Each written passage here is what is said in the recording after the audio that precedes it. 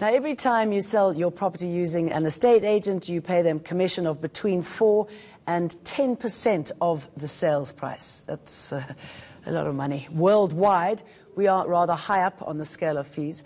South Africa comes in with an average of 6.25% compared to countries such as the UK, Switzerland and Croatia. In fact, we're one of the highest. But all of that is apparently about to end. Possibly. FNB has launched a new app that will allow a buyer and seller to interact directly, cutting out the middleman, the estate agents. It's modern and forward-thinking, and probably what most customers want. But at what cost? And what is it going to do to the property industry? We're joined in studio by FNB's Home Finance CEO, Mhlongo, and Leadhome CEO, Marcèl du Toit. Thank you both for joining us. Tell us about this app. It sounds very clever. Thank you, Jane, and good evening to Marcèl, the guests, as well as your viewers. Yeah, we're just waiting for it to pop up. I think in the main, a lot of things hold true in terms of your introduction, but I think there's a component that we just need to emphasize. It is not the end of estate agents. As a bank, we believe in choice for the customer. We believe in creating room for all of our partners in this journey of fulfilling whatever sectors we look after.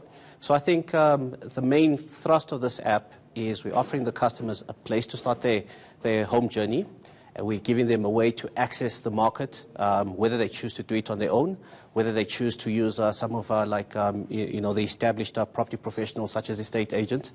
And yes, we are trying to bring about a change that can improve the functioning of the property market. Initial stats suggest that it's pointing in the right direction. We've seen increased activity. Marcèl, what do you make of it?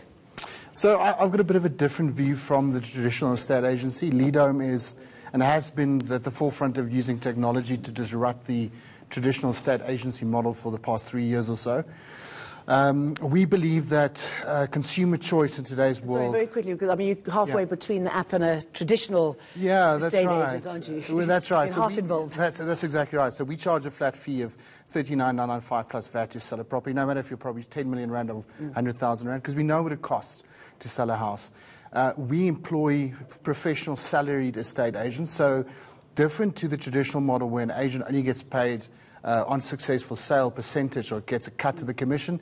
Our guys get salaries, incentives based on performance. So it's a fundamental different model, and it's underpinned by technology. I think if you look at the industry today, any industry, technology is changing everything, and what it's driven by is the consumer. And one thing that I think FNB has done is they've got the focus on the consumer. In our view, that's absolutely correct. I do think, from our perspective, the way FNB launched the app and this communication to the industry was very poor. So from our perspective, we were really taken aback by the fact that it launched. I think to applaud FNB, they've done a fantastic job of actually pulling it back, and they had a feed with private property that we can go in later. I think the industry has really come together to rectify the mistakes. But I guess what I'm trying to say is the consumer is going to win. And any time any company brings a technology-based solution to the front that reminds consumers that you really don't have to pay 7.5% commission, it's a win for the industry. So we're definitely supportive, and we think FNB has got something. Okay, in Durban, we've got a guest there from Idwala Property Group, CEO Nondumiso Mthwa. Thank you very much for joining us. I should imagine that this news didn't go down too well with you. Thank you, Jane, for having me tonight, and good evening to the guests as well. The sad part of this entire situation is that it came at a time when we were talking about transformation of the real estate industry. And this is the time when we were calling on banks to come on board in terms of transformation in the industry. And at this present time, Jane, we've got 38,000 registered estate agents, of which only 13% are black. So the fact that we were not engaged as the relevant stakeholders to have a conversation before the launching of this app, I think this is what, that's the bitter pill to swallow. That as people, because in the actual fact, Jane, we are lead providers of the banks in a way. Estate agents are also clients of the banks because we bring them business. And I think if you're going to be engaging in something like this, it would be very fair to engage the stakeholders, especially because there had been a dialogue already in terms of the Department of Human Settlements, the banks. Sorry, can I just jump in here quickly? I mean, this is transformation. This is a way of transforming the industry, isn't it? And as you say, you've got a good relationship with the banks, but what about us lot who pay these exorbitant fees, and nobody can really get their head around these fees or how they're justified? Okay. I think if we look at it now from the perspective of the industry, given the high unemployment rate in this country, I'd like to just make us understand that this industry is an employer. This is a multi-billion rand industry, and it's an empowerment industry. Because let me just make an example. At this moment, we've got full-time staff in Idwala Property Group as a company. And then we're also part of a program in partnership with the EAAB and the Services CETA. We're hosting 33 interns as a company at the moment. We're talking about unemployed graduates, you know, that we are actually interns that are in a mentorship program. They're being paid by the Services CETA. And what we're trying to do to filter them into the industry, to assist in this thing of unemployment, because we're actually talking about a bigger picture. Yes, you do have the consumers that are, you know, selling their houses and buying the properties, but that's not the whole picture.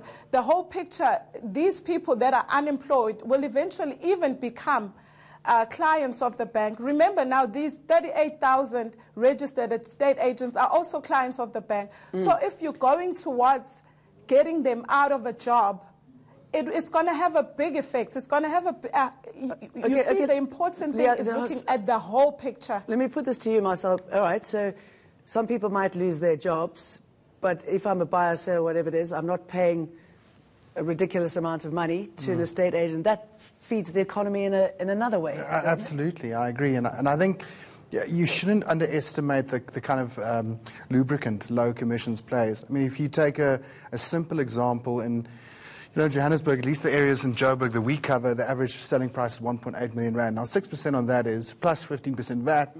You're looking at 120,000 rand commission. Now, between us charging 39.95 plus 15% is 45.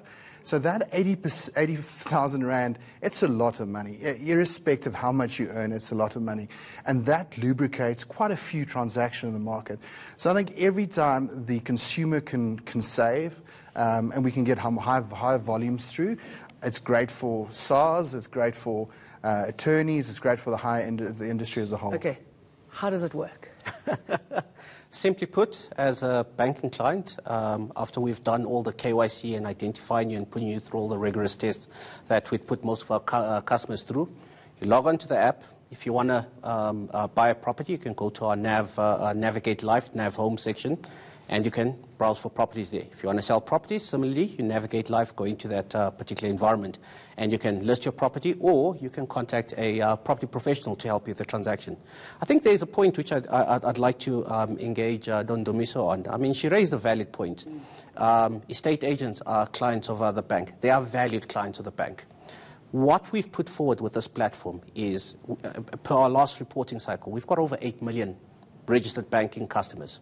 Of those 8 million customers, 3 million of them are actively engaged on this particular platform, of which a million of them see this platform on a daily basis. Now, let's take that example of that estate agent who's trying to get started out and get their portfolio up and running.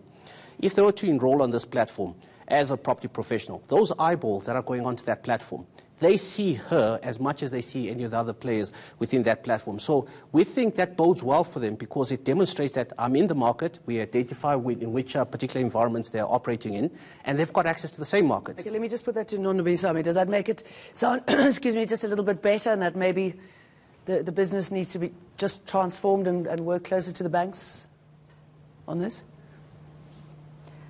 From my field, Jane, actually, I really feel we are in such early stages of this conversation. I feel we're really in the beginning, but I thank you for that. I just need to make our guests understand as well. I'd like to highlight the processes of actually even becoming a real estate company owner. Because, and also just to enlighten the public in general, that estate agents, it's not just maybe retired people and you feel like selling and then you just go. There's a lot of things that we need to comply with. There's a lot of red tape. Let me make an example just so that they understand where we're coming from in this industry to get to where you are a real estate company owner or a principal. Firstly, you're talking about doing your logbook at first. After being hosted in a company for 2 years and learning the ins and outs, you have to do a logbook. And that logbook alone, for a new estate agent coming into the market, that's like 6,500. Then after you do your logbook, you have to do your NQF4. That's another 7,500. Then after you do NQF4, you do NQF5. That's another 7,500. Then you go for your PDEs. PDE4, I'm so sorry. I'm so sorry. I have to interrupt you because we've run out of time. We've got the news at the top of the hour, but Mhlongo, Nondumiso, Mthwa, and Marcèl du Toit, thank you very much. As you say, it's the start of the conversation, yeah, I should imagine, but very interesting gesture there. That's our show for tonight. News next.